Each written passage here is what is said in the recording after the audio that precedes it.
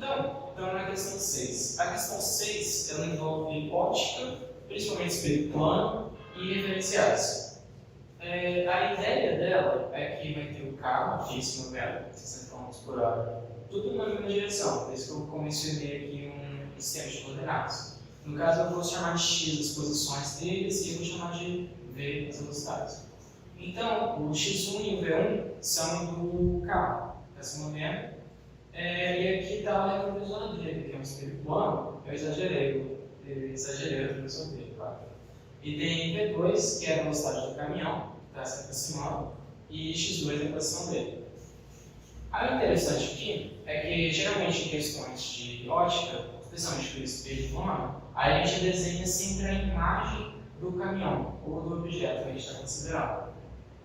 O importante de um espelho plano é que a imagem está sempre à mesma distância do espelho que o espelho está do objeto real. Então, se a gente tiver um espelho plano, por exemplo, se essa pessoa aqui colocar um espelho plano na frente dela, como se você fosse olhar no espelho, a distância dela, da pessoa real, para a versão dela no espelho, é sempre a mesma. Isso é a propriedade fundamental dos espelhos planos.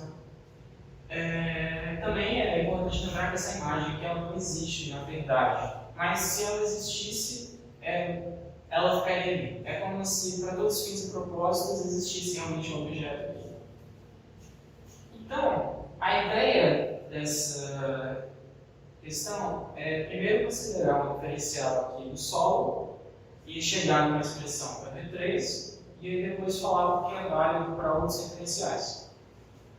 Para a gente fazer isso aí, a gente pode considerar primeiro que a distância aqui da imagem do caminhão para o carro é a mesma distância do carro para o caminhão real.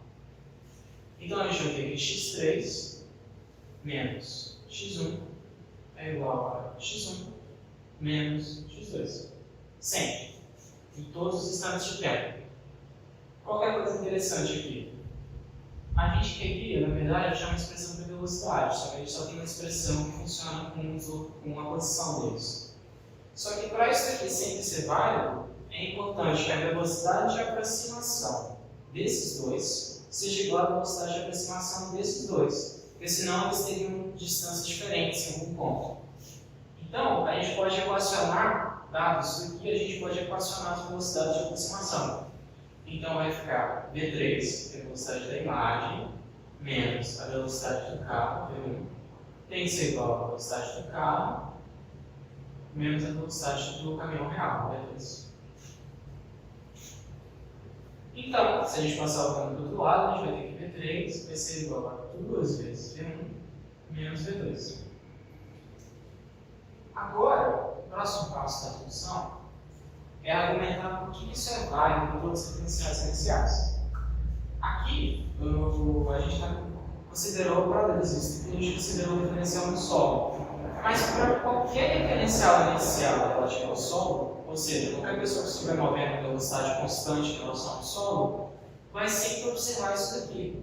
Porque eles sempre vão ver que a distância da imagem para o espelho é a distância do objeto para o espelho. Sempre. Então, se você tiver alguém caminhando aqui, sei lá, 5 km por hora para cá, rapidinho caminhar 5 km por hora. Se você tiver um caça passando aqui a 300 km por hora, desde que ele sempre esteja em velocidade constante, as leis da física sempre iguais, então isso aqui vai ser sempre verdadeiro, e essa forma aqui também. Então, já que essa forma funciona para todos os referenciais, a gente vai considerar como casos especiais e a gente vai, em especial, calcular a velocidade da imagem para os dois referenciais que ele pediu na questão. O primeiro referencial que ele pede é o do caminhão.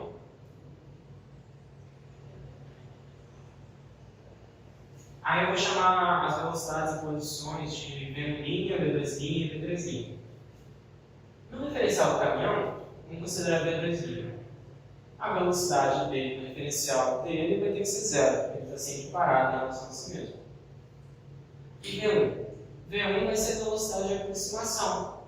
V1 menos V2. Já que se ele está andando a 45 e esse cara está andando a 60, na visão dele é como se o carro estivesse andando a 15 para cima. Então, V1' vai ser igual ao V1 relativo ao solo, menos o V2 relativo ao solo, que vai dar 15 km por hora. Se a gente colocar uma relação, a gente vai ter que a velocidade da imagem, vai ser inicial, vai ser 2 vezes V1' menos V2', que vai dar 15 vezes 2 menos 0, vai dar 30 km por hora. E o outro diferencial que ele pede é o diferencial do carro. Então a gente vai considerar V1, vou chamar aqui de 2 linhas. V1, 2 linhas aqui é mais fácil. V2 linhas tem que ser 0 porque no diferencial dele está parado. E V2 linha, e V2 2 linhas. V2 2 linhas vai ser a velocidade de aproximação de novo, só que vai estar negativa. Porque na consideração do carro, é como se o caminhão estivesse indo para trás, porque ele está sempre indo mais rápido que ele. Então a distância entre eles sempre cresce. Então, a gente vai ter que o V2, 2 linhas, vai ser igual a V2, relativo ao solo. Para o pessoal que aprendeu aproximação de tabuleiro, essa parte aí, ele sabe também que poderia só subtrair a velocidade aqui. Menos V1, que vai dar menos 15 km por hora. O que concorda com a ideia que, na verdade, essa velocidade relativa vai ter que ser só vai ter o sinal oposto entre esses dois diferenciais. Então, o V3 desse diferencial, a velocidade da imagem, vai ser 2 vezes V1 2 linhas menos V2 2 linhas, que vai dar menos, vai ficar 2 0 menos 15, que vai dar V3 2 linhas é igual a 15 km por hora.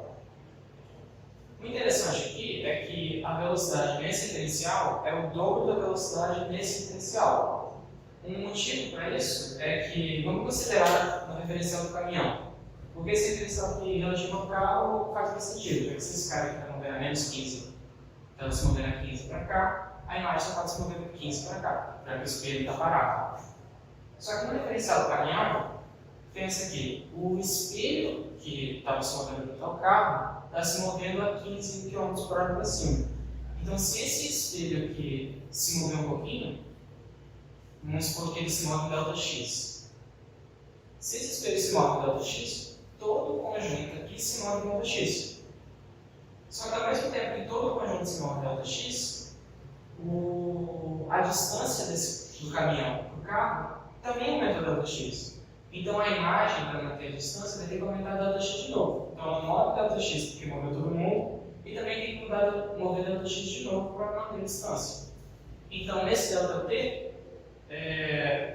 essa velocidade aqui do carro foi Δx sobre ΔT, só que a velocidade da imagem foi 2 Δx sobre ΔT, o que explica a você o dobro.